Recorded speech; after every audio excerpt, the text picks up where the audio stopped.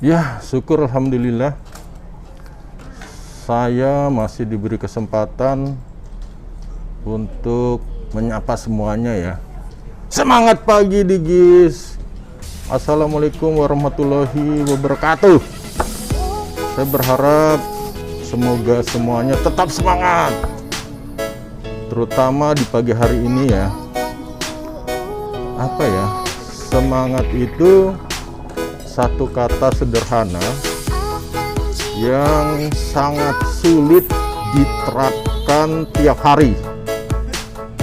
Layaknya sebuah bisnis yang naik turun, semangat di dalam diri seseorang pun demikian, Digis.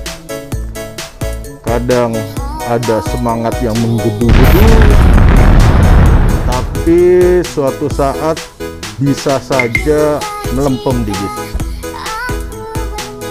Ya, karena itu merupakan apa ya, siklus hidup lah, seperti itu.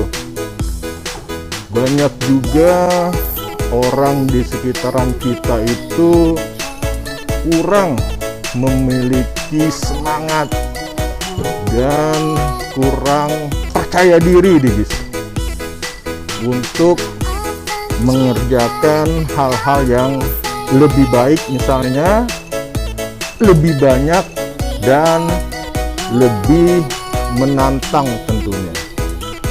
Padahal setiap orang sebenarnya mempunyai kemampuan tersebut, tinggal tergantung pada diri kita sendiri.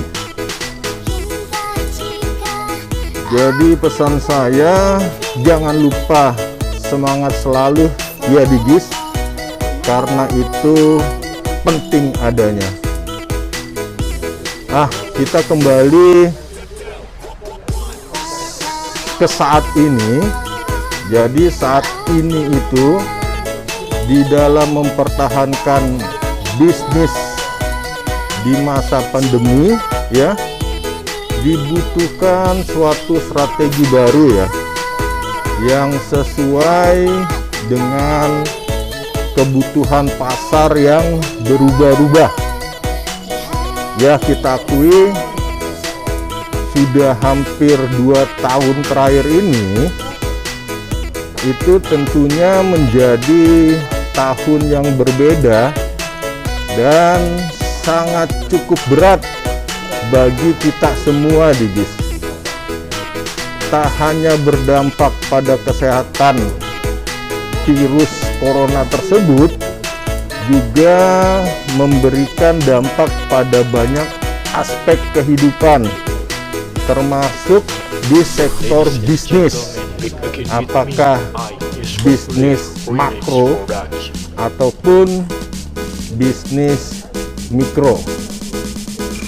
Banyak rintangan dan kesulitan yang harus dilalui, Digis, terutama oleh pelaku bisnis di tengah pandemi seperti ini.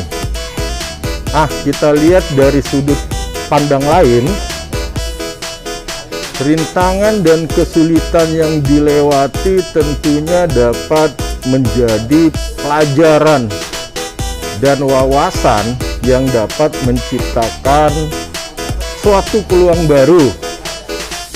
Ingat ya Digis, suatu peluang baru. Gunanya apa?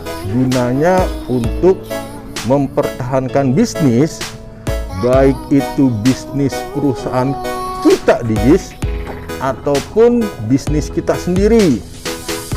Jadi semangatlah memulai bisnis secara digital di masa pandemi seperti ini.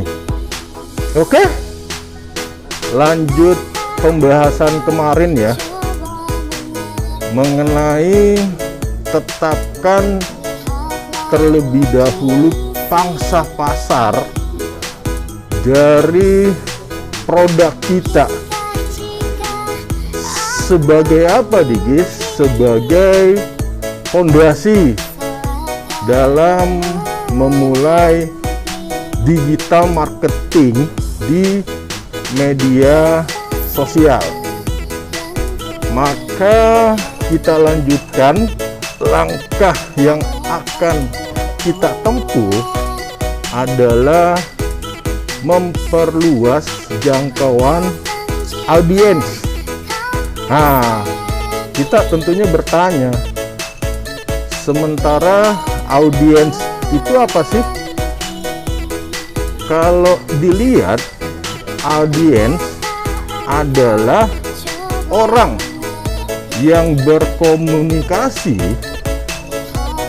dengan Anda melalui setiap media, baik itu blog misalnya, media sosial itu banyak guys, mulai dari Facebook, Instagram, Twitter, WhatsApp pun media sosial, YouTube media sosial, yang sekarang itu yang lagi ngetrend TikTok. Nah, TikTok juga media sosial dan lain sebagainya.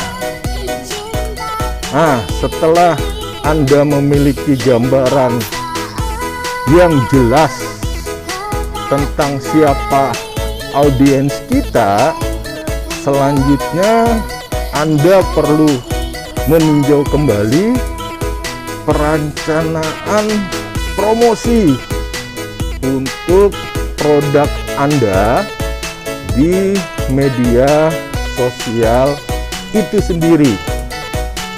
Nah, misalnya saja kita menjual rumah di BIS. Buatlah secara terperinci ya, konten seperti apa yang sebaiknya kita angkat di BIS. Nah, pesan yang mau disampaikan ke audiens itu kayak apa, dan bagaimana caranya produk kita dapat menjadi solusi untuk kebutuhan audiens. Nah, tentunya akan rumah tersebut. Nah, kalau perlu, buatlah suatu rencana untuk jangka waktu 1 tahun ke depannya, sehingga dalam proses penerapan nantinya Anda tinggal mengembangkan dan mewujudkan rencana tersebut menjadi kenyataan. Mantap toh digis, keren. Nah, tujuan dari perencanaan yang seperti ini adalah untuk memperluas jangkauan audiens Anda, sehingga apa? Sehingga kita dapat mempengaruhi tindakan yang akan mereka lakukan terhadap produk yang kita tawarkan. Kalau kita menawarkan rumah, mereka akan melakukan tindakan, apakah like, bertanya, atau langsung memutuskan untuk melihat rumah tersebut. Sehingga apa?